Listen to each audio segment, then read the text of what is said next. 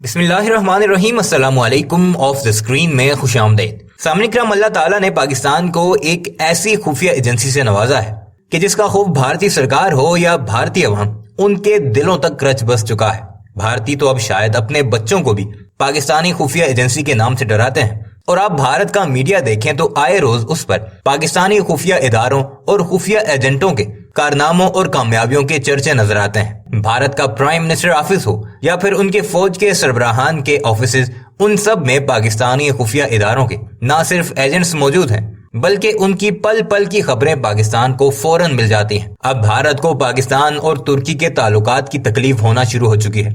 भारत के media channels पर अब एक रिपोर्ट पेश की जा रही है जिसमें यह दावा किया जा रहा है कि भारतीय खुफिया इदारों ने प्राइम मिनिस्टर ऑफिस को 2 ऐसी रिपोर्ट्स पेश की हैं जिनके मुताबिक पाकिस्तानी खुफिया एजेंसी ISI अपने पांव पिछले 6 साल से तुर्की में मजबूत कर बैठी है।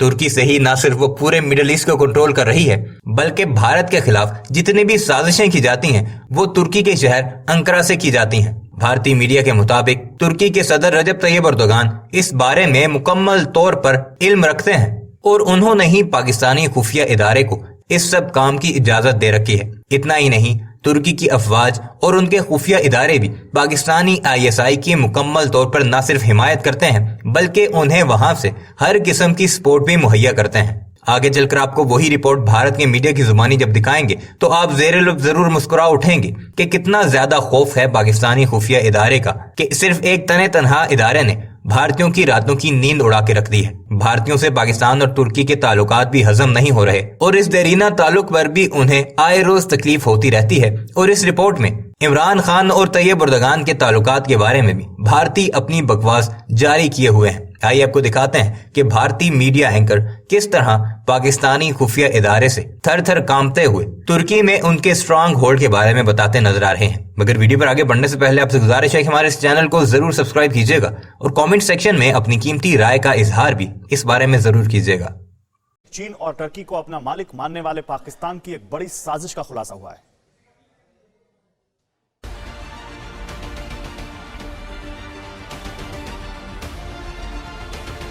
अंकारा, तुर्की की राजधानी, ऐसा शहर जहां 2 महाद्वीपों एशिया और यूरोप की विरासत मिलती है। किसी दौर में जिसे दुनिया के संपन्न और समृद्ध देशों में गिना जाता था, वही अंकारा पाकिस्तान की आतंकी एजेंसी ISI का सेंटर बन चुका है।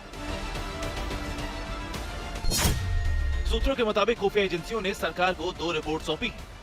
इन रिपोर्ट्स को नेशनल सिक्योरिटी काउंसिल की तरफ से तैयार किया गया है, जिनमें कहा गया है कि पिछले 6-7 साल से ISI अंकारा को अपनी साजिशों का सेंटर बनाने में जुटी है।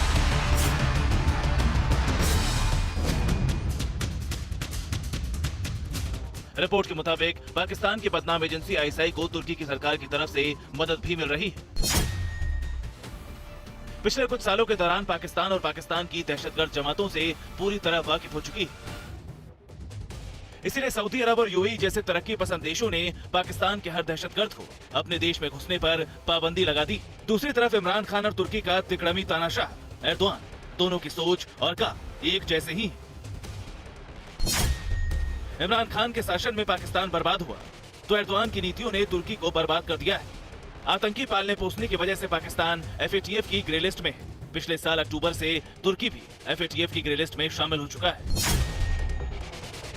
इमरान खान और एर्दोआन दोनों ही इस्लामी मुल्कों का खलीफा बनने का ख्वाब देखते हैं। पाकिस्तान की टेरर एजेंसी ISI का सपोर्ट करने के पीछे यही वजह है। रिपोर्ट के मुताबिक इस काम में तुर्की की खुफिया एजेंसी NIO की मदद भी मिल रही है। इस संगत में रहकर तुर्की ने दहशतगर्द जमातें तैयार करने में भी महारत हासिल कर ली है।